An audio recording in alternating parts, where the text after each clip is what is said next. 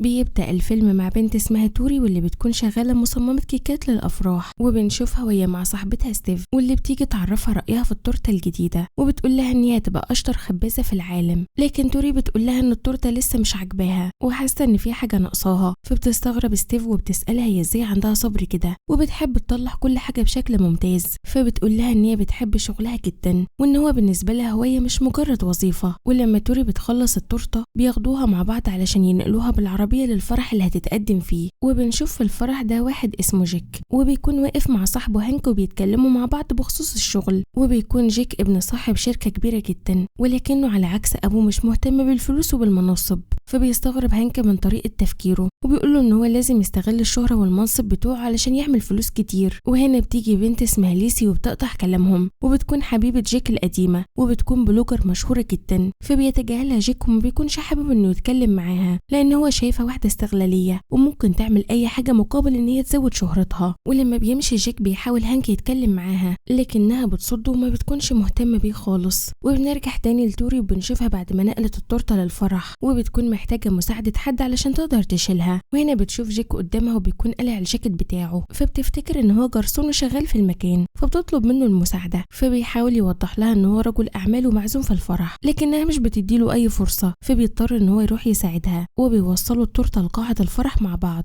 فبتشكره توري جدا على مساعدته ليها وبتعرفه بنفسها وبتقوله ان هي خبازة. فبيعرفها بنفسه لكنه بيفضل مخبي عليها ان هو رجل اعمال مشهور. فبتقول له توري يمشي بسرعة ويروح يشوف شغله علشان مديره في المكان ما يخصملوش من المرتب. فبيمشي جيك وهو مستغرب من المقابلة الغريبة دي لحد ما بيرجع لصاحبه هانك. وتاني يوم بنشوف توري وهي في المطعم بتاعها اللي بتشتغل فيه مع صاحبتها ستيف، وبيبان على اسلوب الزباين معاها ان هي شخصية لطيفة وكل الناس والزباين بيحبوها. وفي نفس الوقت ده بيكون جيك في الشركة مع والده وصاحبه هانك وبيتكلموا عن نشاطهم التجاري. وبيقول والده انهم محتاجين يبعدوا عنهم المشاريع الصغيرة لان هي مسببة لهم مشكلة في الشغل بتاعهم. فهانك بيقترح عليه انهم ياخدوا منهم المحلات وبالتالي هيضطروا يغيروا مكان شغلهم فمش هيلاقوا مشاكل واقفة قدامهم. ولكن جيك مش بتعجبه الفكرة دي وبيقول لهم انهم ما ينفعش يأذوا حد في شغله خصوصا اصحاب المشاريع الصغيرة. ولكن والده ما بيهتمش بكلامه وبيقول له ان ده انسب حل دلوقتي. وبالليل بتكون توري قاعدة في البيت وفجأة بتلاقي ستيف بتخبط عليها فبتفتح لها، ولما بتدخل بيكون باين عليها ان هي متوترة. فبتسألها في ايه، فبتقول لها ستيف ان في خبر وحش جدا ولازم تقول لها عليه. فبتتصدم توري لما بتعرف ان شركة ادمز هتاخد منهم المحل بتاعهم وبكده شغلهم كله هيقف. فبتنصدم توري وبتحس ان كل حاجة بتضيع منها، لكن ستيف بتقعد جنبها وبتحاول تطمنها وبتشجعها وبتقول لها انهم من بكرة هيتصرفوا وهيلاقوا حل لكل ده ولازم ما يحسوش باليأس ابدا علشان يدافعوا عن حقهم. وبالفعل تاني يوم بيروحوا مع بعض وبيكون معاهم يوفط كتير وبتكون خطتهم انهم هيعملوا مظاهرة قدام شركة ادمز.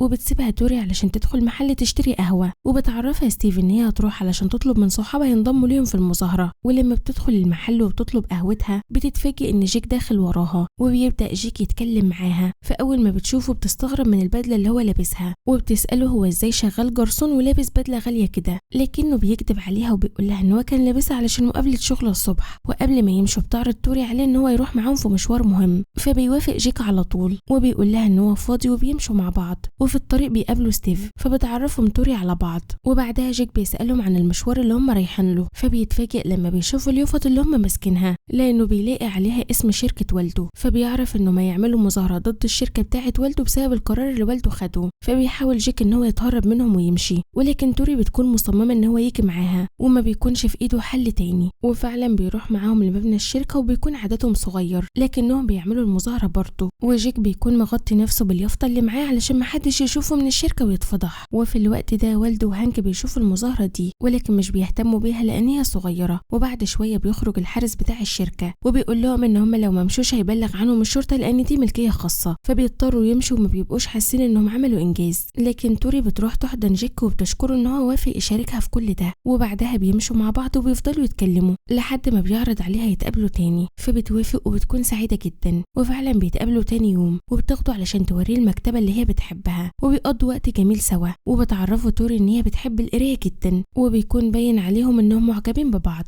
ولما بيسألها جيك عن الكتاب اللي هي ماسكاه بتحكي له ان هو كتابها المفضل، فبيعرض عليها يشتريه علشانها لكنها بترفض على طول وبتقول له ان سعره غالي جدا وما ينفعش ان هي تكلفه حاجة زي كده لان هو جرسون واكيد مرتبه قليل وعنده مسؤوليات كتير. فبيفضل جيك مخبي عليها حياته وبيبقى مستني اللحظة المناسبة علشان علشان يصرحها بالحقيقة. وبعدها بترجع توري شغلها مع ستيف، وبتكون ستيف واخدة بالها ان توري سعيدة جدا اكتر من اي وقت قبل كده، فبتسألها عن سر السعادة دي، فبتعترف لها توري ان هي معجبة بجيك جدا وشايفة ان هو شخص لطيف، فبتفرح لها ستيف وبتقول لها انهم هيبقوا لايقين على بعض جدا. وفي الوقت ده بنشوف جيك وهو قاعد مع صاحبه هانك، وبيقوله ان والده متعصب جدا من يوم المظاهرة، فبيسأله جيك عن اللي حصل، وبتظهر ان هو ما يعرفش حاجة، فبيجيب له التابلت بتاعه وبيوري له ان كان في حد بيصور المظاهرة ونشرها على النت. وبيتفاجئ جيك لما بيعرف ان الفيديو ده انتشر بشكل كبير وكل الناس بقت تتكلم عن شركتهم، لكن لحسن الحظ ان وشه ما ظهرش. وبعد كام يوم بيتقابلوا تاني هما الاتنين، وبيكون جيك عازمها في مطعم فخم شوية، فبيتكلموا مع بعض عن الفيديو اللي انتشر على النت، وبتبقى توري فرحانة علشان قدرت توصل مشكلتها لكل الناس. وفي الوقت ده بنشوف ليسي وهي في نفس المطعم، وبتتفاجئ لما بتشوف جيك قاعد مع واحدة، فبتصورهم طبعا لان هي استغلالية جدا، وبتروح على طول تنشر الفيديو عندها علشان تجيب مشاهدات وتتشهر. وتاني يوم بيروح جيك مع صاحبه الملعب البيسبول، وبيتكلموا مع بعض بخصوص ليسي، وبيعرفوا هانك ان هي نشرت صورة امبارح وهو مع البنت اللي معاه، لكن جيك مش بيهتم وبيقول له ان هي دي طبيعتها. ولما بيعرف هانك ان البنت اللي كانت معاه دي تبقى هي توري صاحبة المظاهرة، بيقول له ان ده غلط لان لو والده عرف هيعمل مشكلة كبيرة، فبيطلب منه جيك ما يعرفش والده اي حاجة، وكمان بيحكي له ان هو مخبي عنها حقيقته وان هو قايل لها ان هو جرسون. وبعدها بنشوف هانك وهو في مطعم، وبتيجي ليسي علشان تتكلم معاه، فبيستغرب لانها طول عمرها بتتجاهله ومش بيبقى عارف سبب زيارتها الغريبة دي، لحد ما بتسأله عن البنت اللي جيك كان موجود معاها، فبيعرف هانك ان هي جاية علشان تستغله برضه، فبيرفض ان هو يحكي لها اي حاجة، وبيقول لها ان هو مش غبي علشان يضحك عليه، وبيسيبها وبيمشي. وفي الوقت ده بيكون جيك مستني توري علشان يروحوا يقضوا اليوم على البحر، ولما بتيجي بياخدها وبيمشوا، وبيكونوا مبسوطين جدا وبيستمتعوا بوقتهم هما الاتنين، وبتكون علاقاتهم اتطورت جدا، ومش بيبقى فاضل غير انهم يعترفوا لبعض بحبهم. ولما بيرجع جيك للشركة بيحاول يقنع والده انه يصرف نظر عن فكرته ويسيب المشاريع الصغيرة في حالها، لكنه بيرفض كلامه، وبيعرفه ان ده الحل الوحيد علشان يكسبوا الفلوس اللي بيحلم بيها طول عمره. فبيقول له جيك ان الفلوس مش كل حاجة ولازم غرضه في الحياة يبقى اكبر من كده بكتير، فبيتريق عليه والده وبيقول له ان هو شخص غبي ومفيش احسن من الفلوس لانها بتشتري كل حاجة حتى سعادة الانسان. وبيرجع جيك لحياته مع توري مرة تانية، وبنشوفهم هم مستمتعين جدا بوقتهم سوا وبيعملوا كل حاجة بيحبوها مع بعض،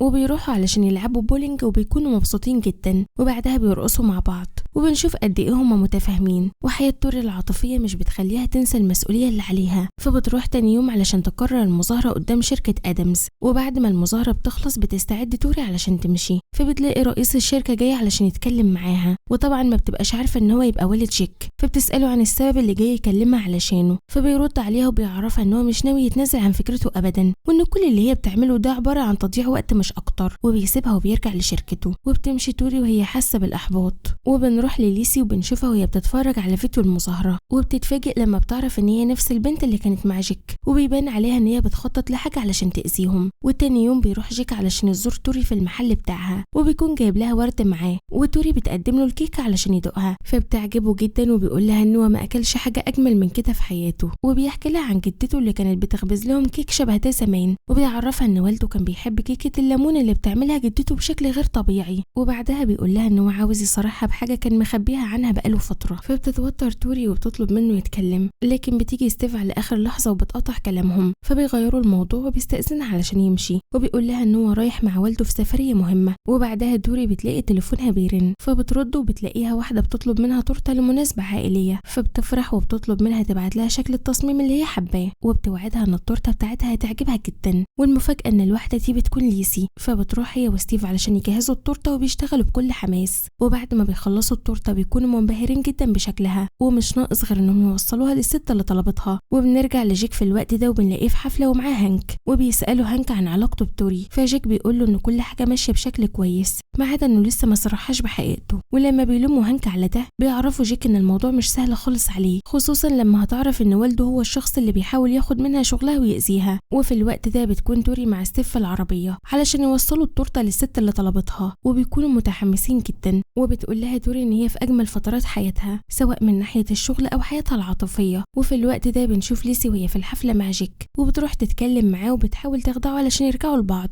لكنه بيرفض وبيقول لها إن قصتهم اتقفلت من زمان. فبتستغل ليسي المعلومات اللي عارفاها وبتهدده إن هي هتعرف والده بعلاقته بتوري، وبتقول له إن رد فعل والده هيكون وحش جدا لما يعرف إن ابنه مرتبط بالبنت اللي بتعمل مظاهرات ضد شركته. فبيسألها جيك هي عايزة إيه، فبتقول له إن هي عايزة ترقص معاه، فبيضطر يسمع كلامها وبيرقص معاها. وفي نفس الوقت ده توري وستيف بيوصلوا المكان وبتشوفهم هما بيرقصوا مع بعض، وبتكون هي دي خطة ليسي علشان تبوظ علاقتهم ببعض. فبتروح توري بسرعة علشان تتكلم مع جيك وبتقول له إن هو شخص كذاب وخاين وهي غلطانة علشان وثقت فيه من الأول. ومش بيلحق جيك للأسف إن هو يبرر موقفه لأن والده بيجي وبيقول لتوري إن هي ملهاش حق تتعدى على ممتلكاته بالشكل ده. وهنا بتتفاجئ توري إن جيك يبقى ابنه وبتبدأ تفهم هنا إن هو بيستغلها هو وأبوه. وفي الوقت ده بتكون ليسي قاعدة بتصورهم كالعادة وبتستغل الموقف لصالحها علشان تتشهر أكتر. وبعد كده بتمشي توري مع صاحبتها وبتكون زعلانة جدا لأن هي وثقت فيه، فبتقرر إن هي تقفل الصفحة دي وتركز على شغلها. وفي يوم بتكون قاعدة مع ستيف وبتلاقي بنت جايبه لها طرد باسمها، ولما بتفتحه بتكتشف إن هو الكتاب اللي قالت لجيك إن هو المفضل بالنسبة لها، لكنها مش بتهتم بيه وكمان مش بترد عليه لما بيتصل بيها. وبيفضل جيك زعلان ومش عارف هيتصرف ازاي، خصوصا لأنها مش بترد على مكالماته ومش عاوزة تشوفه. وبيجي صاحبه هانك وبيحاول يهون عليه. وفي الوقت ده بتكون توري بتمر بفترة سيئة جدا ومحتارة ومش عارفة تعمل ايه، وبتبدأ تفكر أكتر في حياتها المهنية لحد ما بتجيلها فكرة تقدر بيها تحافظ على المحل بتاعها. وتاني يوم بنلاقيها راحت شركة آدمز وبتدخل الاجتماع اللي بيحضره جيك، وبيكون معاها كيكة وبتقول لجيك إن هي مش جاية علشان تتكلم معاه، وبتعرفه إن هي جاية في موضوع يخص والده. فبتوجه توري كلامها لوالده وبتقول له إن هي جاية علشان تديله كيكة الليمون اللي هو بيحبها، وبتطلب منه يدوقها يمكن يعرف إن فيها حاجات أهم من الفلوس. وبعدها بتمشي توري ومش بتدي فرصة لجيك علشان يتكلم معاها ولا يبرر موقفه. ولما بيدوق والده الكيكة بتاعتها بيتفاجئ بطعمها الخرافي وبيفتكر أيام والدته وبيتأثر جدا بده. وبالليل بتكون توري في المحل بتاعها وبتلاقي الباب بيخبط وبتتفاجئ إن هو جيك، وبيكون جاي يقول لها إن الكيكة بتاعتها عجبت والده جدا وفكرته بأيام زمان. وبتفرح لما بتعرف إن هو قرر بعدها يتخلى عن فكرته وإن هو يسيب لها المحل بتاعها علشان تكمل شغلها بشرط تعمل كيكة الليمون دي تاني. وبيخرجوا بره المحل وبيلاقي أشخاص بيعزفوا، فبيطلب منها جيك إنهم يرقصوا سوا، فبتوافق توري وبترقص معاه، لكنها بتكون برضو متضايقة منه. فبيحاول جيك يوضح لها كل حاجة وبيتأسف لها كتير جدا إن هو خبى عنها الحقيقة، وبيوعدها بعد كده إن هو هيكون صريح معاها طول عمره لأنه عاوز يكمل حياته معاها. فبتسامحه توري، وبعد فترة بنشوفهم في فرحهم وبيكونوا فرحانين ومبسوطين جدا وبيخلص الفيلم. ولو عجبك الفيلم اعمل لنا لايك واكتب لنا رأيك في الكومنتات.